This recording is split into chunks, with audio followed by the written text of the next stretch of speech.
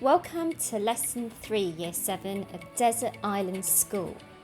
Did you enjoy making your poster last lesson? It's Mrs. Bart here again, and I'm very pleased to be teaching you today's lesson called Diary Entry.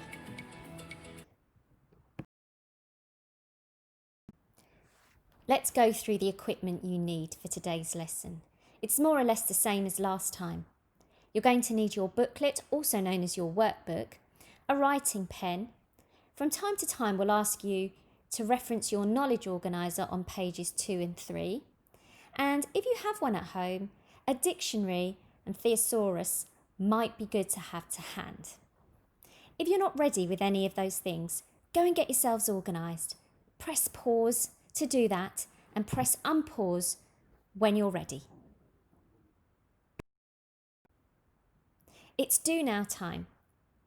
First, we'd like you to list 5 adjectives for how you would be feeling about your upcoming school trip. Secondly, we'd like you to use some of your adjectives to write a couple of sentences about how you would be feeling. All of this goes into activity 1 in your workbook.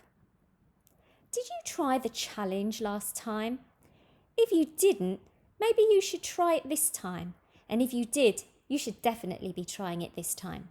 Today's challenge question is, what narrative mode should a diary entry be written in?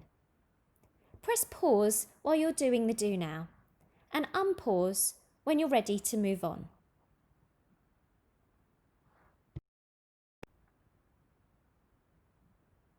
Hopefully you've listed some adjectives, remember adjectives are describing words, about how you feel about the trip that your class has won, your school has won.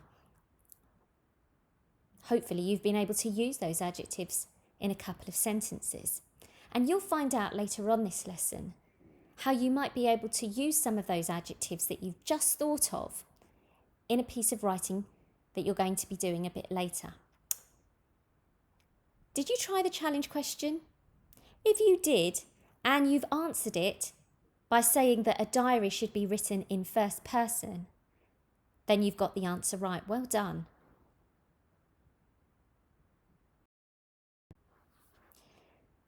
Today's learning objectives.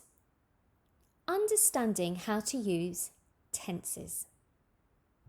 Understanding the conventions of a diary. Remember, a convention is a way of doing something, a usual way of doing something. The last tutorial you had taught you the conventions of a letter. Today we're looking at the conventions of a diary. It's time for the first bit of new knowledge in this lesson, so listen and concentrate carefully. Understanding tenses. The past tense is used when something has already happened. For most verbs, you can add an ed at the end of the word to change it to the past tense. Look at the image at the top of the left and look at where the arrow points to. Past tense is showing you that the arrow is going back to a time before. The present tense is used when writing about something that is happening at that moment. Sometimes a fiction writer may use the present tense to make their writing more immediate. You can look at the image that's underneath the one that we've been looking at on the left in the middle, and you can see that there's a clock there and it's telling you that the present tense is now. The future tense could be used to talk about something that hasn't happened yet, something that's going to happen. And if you see where the arrow's moving now, you'll see that it's pointing to a time that's ahead. In activity 2, you've got one very small task to do at the end, which is to think and answer this question. What tense should a diary entry be written in? There's some clues on this slide. Press pause, write your answer, and unpause when you're done.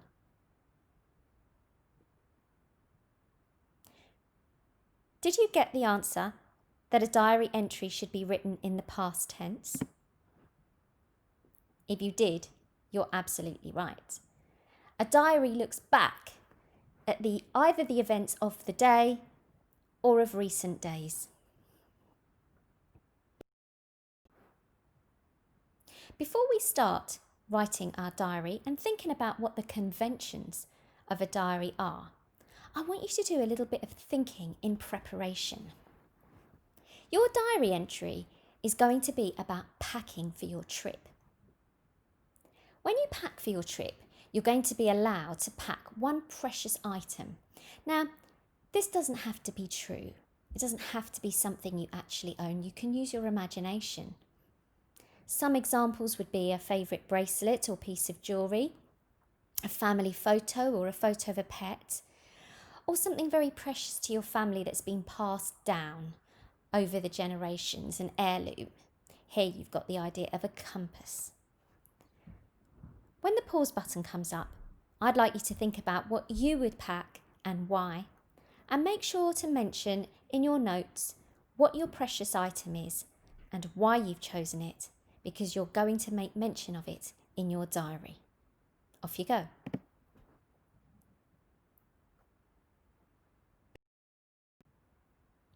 It's time for the second part of the lesson where I pass on some new knowledge to you. This knowledge is about writing a diary entry and all the conventions of diaries. Listen very carefully. Diaries are written in the first person. Usually they will start with the date. Remember, the first person is the pronoun I. Today, I. Diary entries are written after an event has happened. They're likely to give a chronological account of what happened during the day. Remember, chronological means the normal order of time. Someone writing a diary will usually record their reactions and their thoughts and feelings about what has happened. They may contain vivid descriptions of scenes and situations, which will help a future reader recall events. Diary entries are usually written as a way of recording events that they can look back on. It helps them to remember what they did, thought, and felt at a specific time. We're now ready for activity 4. You're going to be writing your diary entry. We want you to make sure that you use ambitious vocabulary and to remember to use your emotions to capture how you would be feeling.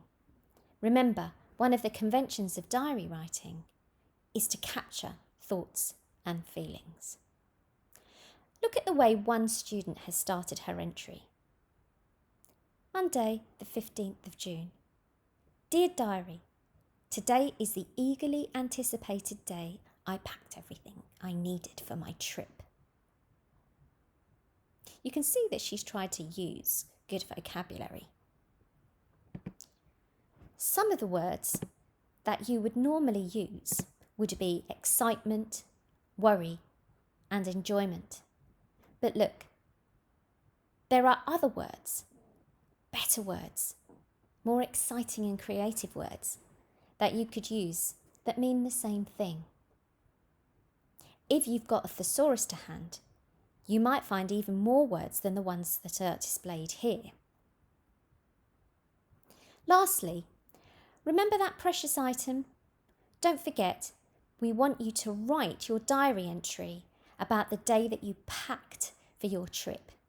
And that precious item you need to include in your diary entry.